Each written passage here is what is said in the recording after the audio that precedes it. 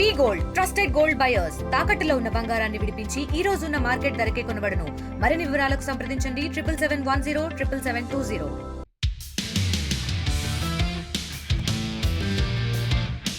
BRS MLC Kalvakuntla Kavitha Telangana రాజకీయాల్లో agenda sector గా మారుతున్నారు. ఎందుకంటే ఈమె ఏ అంశం మీద మాట్లాడినా అది హాట్ టాపిక్ గా అవుతోంది. బీసీ ఉద్యమం నుంచి కాళేశ్వరం, బనికిచెర్ల వరకు ఇలా ఈమె టేకప్ చేసిన అంశాలన్నీ చర్చనీయాంశంగా మారుతున్నాయి. ఇంతకీ ఎమ్మెల్సీ కవిత లేవనెత్తిన అంశాలేంటో ఇప్పుడు చూద్దాం.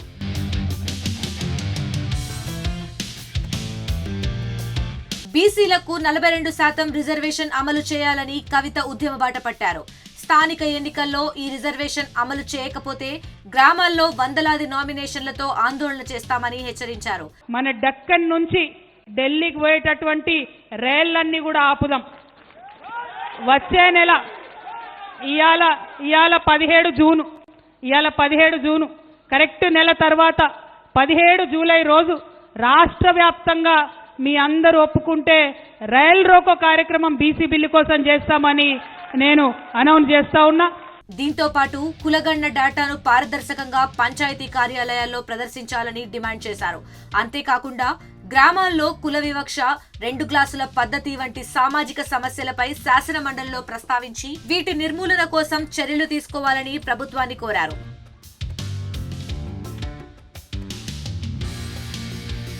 అటు కాళేశ్వరం కేసులోనూ కేసీఆర్ కు కమిషన్ నోటీసులు జారీ చేసినప్పుడు మొదటిగా కవితే స్పందించారు. కేసీఆర్ కు మద్దతుగా నిరసన కార్యక్రమం కూడా చేపట్టారు. కాంగ్రెస్ రాజకీయ కుట్రలు చేస్తూ రైతు సంక్షేమం కోసం కేసీఆర్ చేసిన కృషిని తుడి చేసే ప్రయత్నం చేస్తోందని ఆరోపించారు. కాంగ్రెస్ పార్టీ మీద, ముఖ్యమంత్రి గారి మీద ఒత్తిడి పెరుగుతున్నటువంటి సందర్భంలో భరించలేక రోజొక కొత్త డ్రామా కాంగ్రెస్ పార్టీ చేస్తుంది. ఒకసారి కేసీఆర్ గారికి కాళేశ్వరం మీద నోటీసు, ఇంకొక రోజు హరీష్ రావు గారికి నోటీసు, ఇంకొక రోజు ఇంకొక సీనియర్ నాయకుడికి నోటీసు, ఇవాళ మరి కేటీఆర్ గారికి మరి నాకు తెలిసి ఇది 5వ 6వ నోటీసు ఇవ్వడం,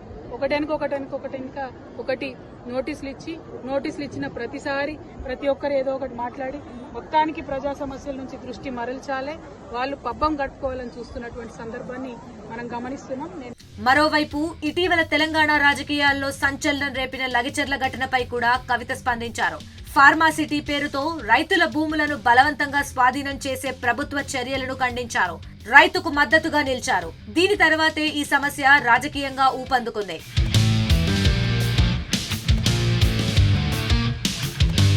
ఇక ఇప్పుడు బనికిచెర్ల ప్రాజెక్ట్ అంశాన్ని కూడా కవితే ముందుగా ప్రస్తావించారు. ఏపీ ప్రభుత్వం ఈ ప్రాజెక్టును ముందుకు తీసుకెళ్తుంటే తెలంగాణ సీఎం రేవంత్ రెడ్డి నిశ్శబ్దంగా ఉంటున్నారని విమర్శించారు. ఈ ప్రాజెక్ట్ రాష్ట్ర ప్రయోజనాలకు వ్యతిరేకమని ఆరోపించారు. ప్రస్తుతం ఈ అంశంపై 2 రాష్ట్రాల్లో వివాదం రాజుకుంది.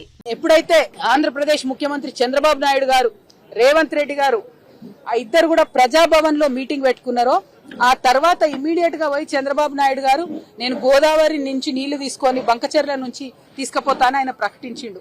నాకు అర్థమవుతున్నది ఏంటంటే ఇది ప్రజలందరూ కూడా నిశితంగా గమనించాలి. ఆ ప్రజాభవన్ మీటింగ్ పెట్టుకొని రేవంత్ రెడ్డి గారు చంద్రబాబు నాయుడు గారికి బ్రీఫ్ చేసిన తర్వాత చంద్రబాబు నాయుడు గారు ఈ బ్రీఫ్డ్ మీ అని చెప్పి బయటకు పోయి బంకచెర్ల మొత్తం కూడా ఆ రిజర్వాయర్ కడతామని చెప్పి ప్రకటించారు. మరోవైపు ఏ అంశం మీదైనా మాట్లాడాలంటే కేటీఆర్, హరీష్ రావులు కవితనే ఫాలో అవుతున్నారనే టాక్ వినిపిస్తోంది. ఎందుకంటే కవిత మాట్లాడిన తరువాతే వీరు మాట్లాడుతున్నారని రాజకీయ వర్గాల్లో చర్చ జరుగుతోంది. ఈ నేపథ్యంలో కవిత నెక్స్ట్ ఇష్యూ ఏంటి, టార్గెట్ ఎవరు అనేది ఇంట్రెస్టింగ్ గా మారింది.